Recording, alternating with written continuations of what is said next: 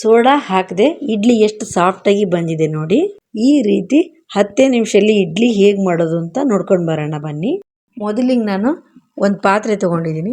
3/4 bowl ಉದ್ದಿನ ಬೇಳೆ, 1 spoon ಮೆಂತ್ಯಕಾಳು ನೆನೆಸಿಡ್ತಾ ಇದ್ದೀನಿ. 1-2 ಅವರ್ ನೆನೆಸೋಕ್ಕೆ ಬಿಡ್ತಾ ಇದ್ದೀನಿ.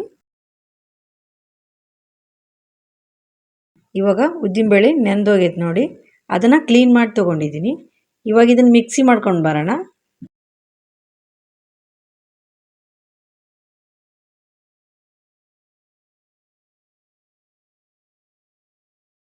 ಇವಾಗ ಮಿಕ್ಸಿ ಮಾಡ್ಕೊಂಡು ಬಂದದ್ದಾಯಿತು. ನಾನು 1 ಗ್ಲಾಸ್ ರವೆ ತೊಗೊಂಡಿದ್ದೀನಿ. ಅದನ್ನು ಕ್ಲೀನ್ ಮಾಡಿ ತೊಗೊಂಡಿದ್ದೀನಿ.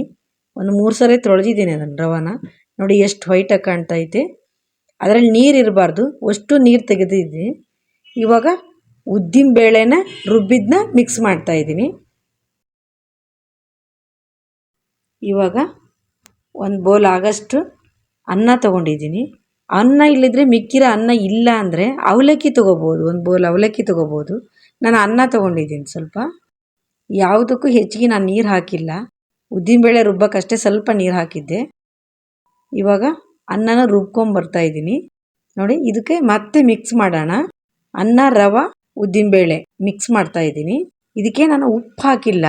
ಉಪ್ಪು ಹಾಕದೆ ನೈಟ್ ಕಲಸಿ ಸ್ಟೋರ್ ಮಾಡ್ತಾಯಿದ್ದೀನಿ. ಇವಾಗ ನೋಡಿ 1 ನೈಟು ಕಲಸಿ ಸ್ಟೋರ್ ಮಾಡಿ ಇಟ್ಟಿದ್ದೆ. ನೋಡಿ ಎಷ್ಟು ಚೆನ್ನಾಗಿ ಬಂದಿದೆ ಹಿಟ್ಟು. ಸ್ವಲ್ಪ ಉಪ್ಪು ಹಾಕ್ತಾಯಿದ್ದೀನಿ. ಇವಾಗ ಮಿಕ್ಸ್ ಮಾಡ್ಕೊಳ್ಳೋಣ. ಜಾಸ್ತಿ ನೀರು ಹಾಕಿ ಕಲಸಿರಲಿಲ್ಲ.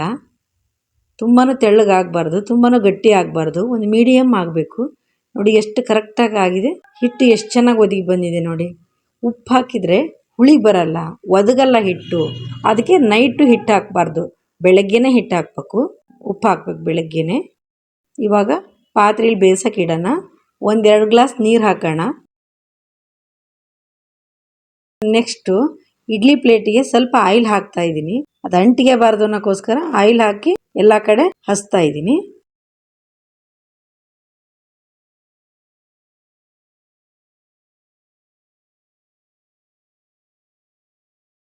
ನೋಡಿ ಒಂದೊಂದಾಗಿ ಹಾಕಿಡೋಣ.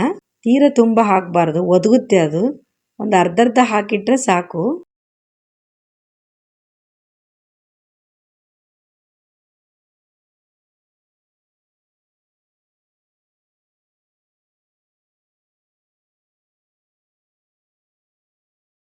ಇವಾಗ ನೀರು ಕುದೀತಾ ಐತೆ. ಕುದ್ಮೇಲೆ ಪ್ಲೇಟ್ ಒಂದೊಂದಾಗಿ ಇಡೋಣ. ಇವಾಗ ನೋಡಿ ಒಂದು 10 ನಿಮಿಷ ಬೇಯಕ್ಕೆ ಇಡೋಣ.